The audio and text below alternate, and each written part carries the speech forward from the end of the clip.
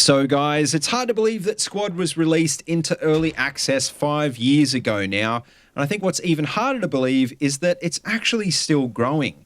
Indie shooter games usually have a pretty short shelf life or just fail to get off the ground in the first place, but well, Squad, it's turned out to be pretty different. With each update, it's been progressively getting better, and the ranks of active players, well, they've been swelling, and this week we finally reached 1.0. A very different game from what it was back in 2015. So the question is then, what has it become, and is it still worth it in 2020? Well guys, this is BillyEatWorld again, and let's find out.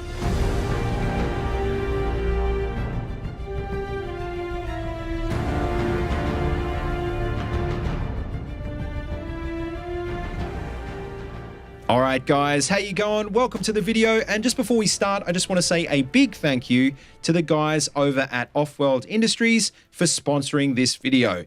And also, I just want to let you guys know that I've actually got a Steam code for Squad to give away in this video to you guys as well. Now, if you want a chance to win that code, well, it's pretty simple. All you have to do is hit the subscribe button and leave a comment on this video. And basically, I'll be randomly picking a winner and announcing it on my Twitter in about a week's time. So make sure you head over and follow me there as well, so I can get in touch if you do win. But anyway, with that out of the way, for those of you who still haven't heard about this game, what is Squad? In a nutshell, it's the spiritual successor of the Project Reality mod for Battlefield 2, which effectively turned that game into more of a realistic military simulator. So yes, it's still a PvP first-person shooter, but what you're going to realize pretty quickly is that shooting things isn't really the main focus of this game. It's not even close to a traditional shooter like Call of Duty or Battlefield. It's a game almost entirely built around teamwork and communication. Also, just like Project Reality, Squad puts an emphasis on realism and immersion, sometimes at the expense of the gameplay itself. For example, most maps in PvP shooters are carefully designed arenas that guide the flow of the gameplay, whereas in Squad, they're just basically massive 50 versus 50 open world landscapes. Squad is a game that doesn't care if you have to walk for ages to get to the next objective. That's what it's like for a real soldier, so that's the experience you're going to get in the game. But the main thing is that it's a game that doesn't hold your hand. It challenges you to get good, and it doesn't make exceptions if you're not. Now, probably the best way to describe it is that it's the evolution of the sandbox shooter genre that games like Battlefield 1942 made popular back in the early 2000s. You can't do absolutely everything, but for example, you could choose to play as an infantryman, you could drive a tank, or you could go on logistics runs, or you could even fly a transport helicopter. Probably the main choice you're going to have to make though is whether or not you want to lead your 9-man squad or follow orders, and whether or not you want to go on the offensive or sit back and fortify your own objectives. And what's really interesting is that the game currently has 7 playable factions, all with a unique set of weapons and vehicles, and all of that has a big impact on those choices. Probably the only choice that you don't really want to make in this game though is to go lone wolf. Most servers require players to join a squad or get kicked, which you're going to want to do anyway, let's face it. It's a game based around teamwork and communication, so to be honest, it loses a lot of its appeal when you're not doing that with other players. Firstly, with almost no spotting mechanics except for manually placed map markers, sometimes it's just flat out hard to find enemies, and even when you do, it's hard to see them. And not just that, but you'll realize your character isn't a super soldier. You'll need teammates to back you up, because even if you roll up and surprise an enemy squad, you probably won't be able to kill them all before they kill you first. Now, speaking of not being a super soldier, that actually brings me to the next topic of core gameplay, which really needs a special mention in this video. Because like I said before, this is a game that puts immersion and realism first, especially when it comes to things like movement and gunplay. For example, the recoil in this game is particularly hard, and as you'll see in this video, probably 90% of the time I'm using my guns in semi-auto mode.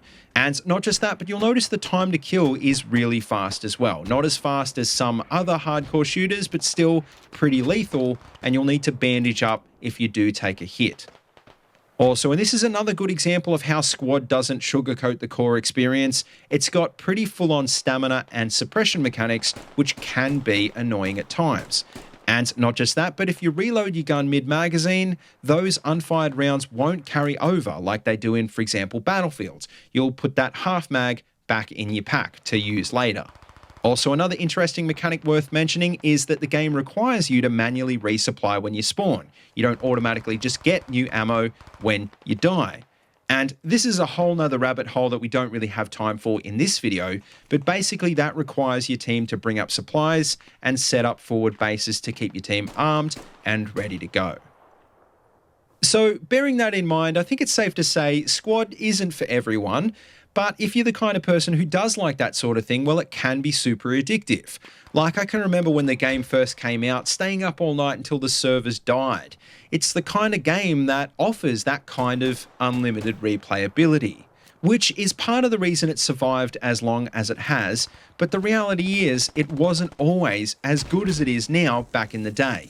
In those early days, for example, the performance was pretty bad to say the least. There were only a few maps and most importantly, a lot of key features like, for example, vehicles, they hadn't been added yet.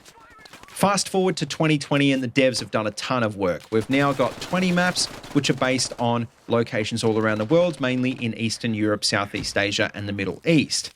And like I said, we've currently got 7 factions, each with a different set of weapons, vehicles and gear, and apparently there's 3 more factions being worked on at the moment as well. Not just that, but the visuals, the audio, and the user interface have all been massively overhauled to the point where it's almost unrecognizable. And while it still definitely does look like a 5-year-old indie shooter, I've got to admit it plays better than it ever has before, and most importantly, it offers an experience that no AAA games can compete with. Now, obviously, it goes without saying the devs have done a ton of work to get the game to where it is now, but probably in this video, we should take some time to talk about what's actually new in version 1.0. And well, the main thing you're going to probably notice is that we've now got a new map called Fallujah, which honestly is very different. It's based around intense street-to-street fighting. Now, it's not like we haven't seen urban maps in this game before, but what makes this one different is that the whole map is basically one big urban area. And not just that, but there's a lot of verticality going on in this one as well. You can get into or get on top of nearly all of the buildings, which makes it a completely different experience. Now, to go along with Fallujah, the other major addition in this update is the new Middle Eastern Alliance faction. And most importantly, they bring a couple of new weapons to the game, like, for example, the MG3 machine gun, as well as a ton of variants of the H&K G3 battle rifle. Now, apart from that, they mostly use Russian gear, but what's really interesting is their uniforms are actually really similar to the US and Canadian uniforms, especially the helmets. So just watch out for that, because in my first game, I accidentally team killed a couple of people before I realized. And I also had a couple of people try and team kill me as well. But anyway, just finally, just before we finish up, I know I've been saying all video that Squad is growing, but considering it's an indie game, I'm guessing you probably still want to know the numbers. And well, if you take a look at the game on the Steam charts at the moment, you'll see what I mean. There's been a few spikes here or there over the last few years, but generally the average has been going up. Last month, for example, the game was up to an average of about 3,800 daily players, and in the last few days, that's actually surged to an average of about 5,300 players, which in a smaller region like Australia translates into about 7 to 8 full servers at peak times, which, to be honest, is actually better than a lot of AAA shooters are doing. Now, with that being said, I'm guessing these new peaks are probably going to drop off in the next few months, but I think it's still probably safe to say the growth is going to continue. So if you are in a smaller region and you're thinking of picking this game up now, well, I reckon you can feel pretty safe that you are going to get your money's worth. Also, it's probably worth mentioning that considering this game is technically 5 years old at this point, the minimum hardware requirements really aren't that high by modern standards. So, you know, maybe you're looking to get into PC gaming, or maybe you've got a bit of an older rig. Well, if that's the case, then maybe this game might be the perfect first game for you. So to finish up, in a nutshell, yes, go and buy this game, and especially pick it up now if you can, because it's currently on sale for 25% off for about the next week or so, until I think October the 1st. I'll leave a link to the game on Steam down below, and as always, I'll leave all the links to the relevant dev posts if you want more info. There's a little bit of stuff on the current patch in there that I didn't mention today as well. But anyway, as always, don't forget to like, comment, and subscribe. And please feel free to check out the links in the description if you want to see any more of these videos. And also don't forget you can find my Twitter and Discord links down there as well if you want to keep in touch. And as always, until next time, see you later and have a good one.